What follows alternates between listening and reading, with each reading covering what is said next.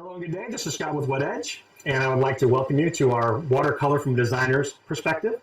And today I'm joined by my good friend Rick Wolpin of Lifetime Pools in Northern California. And Rick of Lifetime Pools has been building thousands of pools for 52 years, award-winning pools, both locally and nationally. And I just want to thank you so much for your time and sharing with our audience your experience and wisdom on watercolor. It's my pleasure to be here. So let's get started. You know, we've got this beautiful project behind us. You know, what do you like what's going on here as far as the materials and the watercolor interacting together? Now, what's not to like about it? It's just such a beautiful backyard, and everything that was done here was designed to fit in with the house to make it look like it was all part of one piece of architecture. And everything from the design, the shape, to the colors that were selected, which is obviously what we're talking about, and how we finished things off, adjusted things for both the pool and the spa and the steps. Just worked out just tremendously. Fantastic. All right, Rick, let's kind of get into some of the more specific aspects of this project here. So the overall watercolor, how do you feel it plays with the materials here? Well, it fits really nicely with all the materials that were selected. And what it really started with is the color of the house, which is mostly grays and whites. And then it followed through with the stones that were selected. And so the finished material really needed to follow through with that same color theme. And so, you know, obviously a pool that was very, very white probably wouldn't fit in very well. As much as white pools are really inviting, this pool actually fits the architecture of the home and the materials on the deck. Okay, so you mentioned about a white pool being inviting.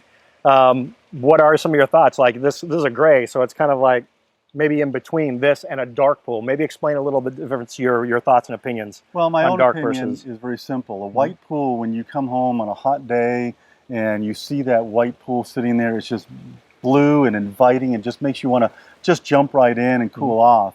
A dark pool, a darker pool than this, is actually a little bit more of a river, lagoon type of thing. It's a little bit more of a feel and something that you want to hang around, although obviously you're still going to swim in it.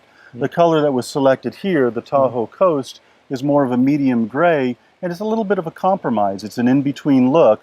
Again, complementing the colors that were here. They actually could have gone darker, but the colors that were complementing, it just fit really more in depth to what we were trying to achieve in the overall look.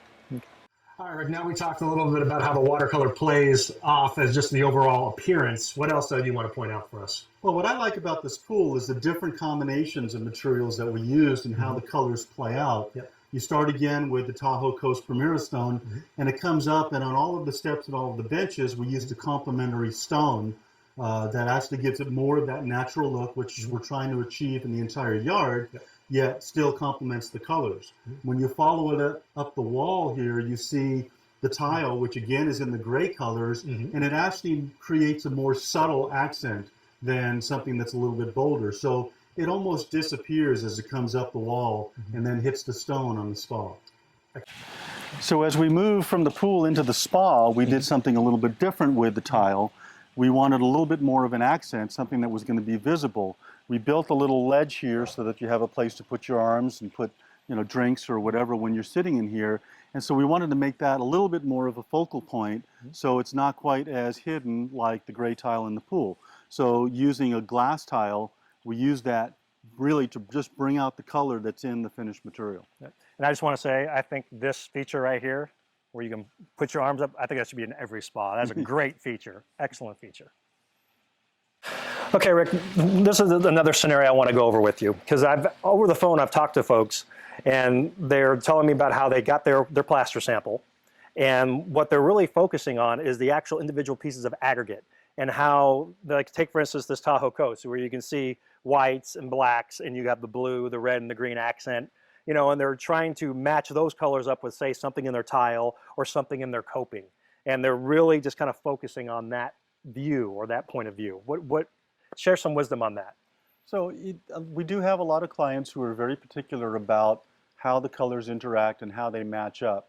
And those particular clients are very particular. They do have a very intuitive sense of what they want to see. When you're standing out at the house and you're looking out at, say, for example, this pool, all you're going to see is basically the color that the plaster finish is projecting onto the water. You're not going to see the aggregate that's in it. Now, when you're standing here like Scott and I are, or sitting here and you're looking at this, then you absolutely can see the aggregate, and it does play an important part of what the Primera stone is going to look like. Now, it's really going to be up to the owner to decide what is more important to them. If it's more important that they see the aggregate and know the color while they're at the pool, then they should focus on that.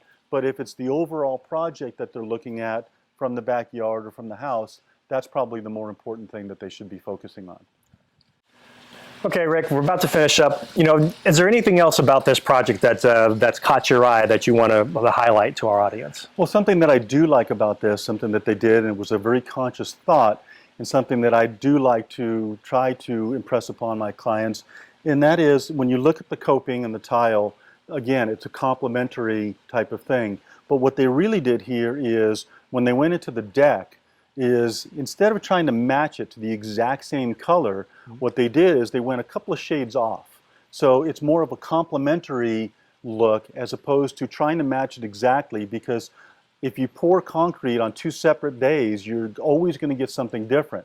So you really do want to make it look like you just complemented it and like it was supposed to be that way, as opposed to trying to match it and you missed.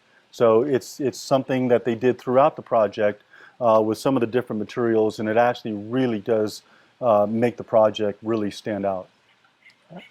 Okay, Rick, I want to back up a little bit. You've kind of touched on it a little bit, but how did we get here in the first place? I mean, you know, we're sitting in this beautiful backyard, but how did we start, and how did we get here?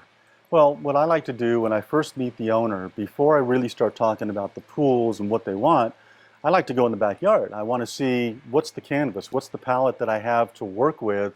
Do I have a really small yard, which is going to impact the design? Do I have a really large yard? And do I have any particular setbacks or any other challenges of what's going to happen with the pool? Once I get a sense for what the backyard can have, that's when we actually go back into the house. I sit down with the client and I start asking questions. I want to find out what it is they want in the pool. And we start with a lot of different things. I tend to start with the shape of the pool, and one of my first leading questions tends to be, are you going to have an automatic cover?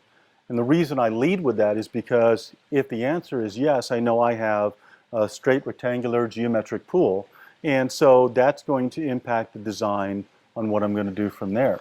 And of course, everything goes and follows through all of the things that we ask at that point, whether it's a free-form pool like what we have here, whether it is a straight rectangular pool, whether it's contemporary, natural, whatever it's going to be, those questions follow through. I like to find out from my clients everything that they want in a pool and everything that they think they want in a pool, and then I may actually even go into things that maybe they don't know that they want. So I'll ask a lot of questions, and of course, eventually we do get into the color, and a lot of that is really led on by them. Do you have any ideas of what color you want this pool to look at? If it's a white pool, that real bright, inviting pool that just makes you want to just drop your clothes and just jump in, or you know, a natural pool where you're going to have entertaining and guests, and it's more like a beach. So those things will eventually come out. They may not come out in the first meeting, they may not come out in the second meeting, they may not even come out when you sign a contract, but eventually those decisions need to be made, and it all starts at the beginning, getting the customer to think about these things. All right, you had mentioned about, like, say, particularly if they have like a small backyard, you have a small space to work with. I'm just curious about your thought. You know how, like, in the inside, like if it's a small room, they say don't use dark colors because it makes it feel small, and use a lighter color to make it bigger. Do you find that same phenomenon in a swimming pool? Like if you have a small body of water, to use a dark finish, it makes it feel kind of small. And do you understand what I'm trying to ask? I do. And I don't think because it's outdoors that it makes as much of a difference indoors. Okay. Again, when you look at a white pool, we talked about this earlier, is I've had arguments with customers who tell me they want a blue plaster. And it's not a blue plaster, it's a white plaster. You're getting the reflection from the sky. Yeah. So an indoor pool is going to project the color that you select differently than an outdoor pool. And so I don't think it actually makes it look smaller, but a smaller pool is going to be shallower, which is typically going to be lighter than like this pool in the deep end. Yeah. So I don't think it makes it look smaller, but Okay. it will have an effect on what the water does eventually look like. Okay, something else that you said as well, and in your discussions about going over what they want, what they think they want, and automatic cover if it's going to be now we're going to have a straight or geometric pool. What are some of your thoughts as far as in your experience or on your likes, what color finishes tend to complement the design? Does that make sense? So a lot of times what I let drive the shape of the pool or the design of the pool is the architecture of the house. For example, if you have a true Mediterranean style home, red tile roofs, white stucco, lots of balustrades, lots of travertine or marble, if you go to places like Italy and Greece and Spain, those types of houses, when they have pools, the finish is almost always white, and that's just a regional thing.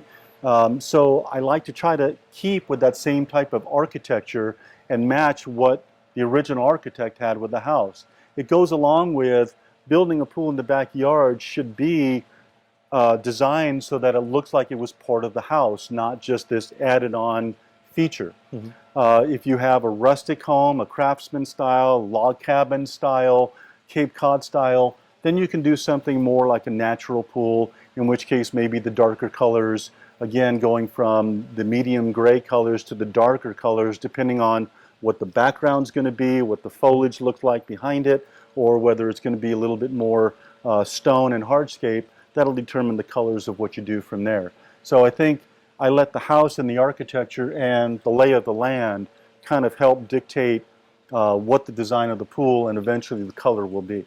So if I'm hearing correct, you kind of like, for those geometric regression, you like those lighter colors, and then for the natural, like medium grays to darker colors. But again, there's no right or wrong. There is no right or wrong. That's just your personal feeling. We have done plenty of freeform pools with white plaster. We've done plenty of rectangular pools with darker plaster. So again, I'm usually not going to swim in the pool and I don't have to look at it every day. So the driving force is what the client wants to see and what the owner wants to see every day when they look out their window.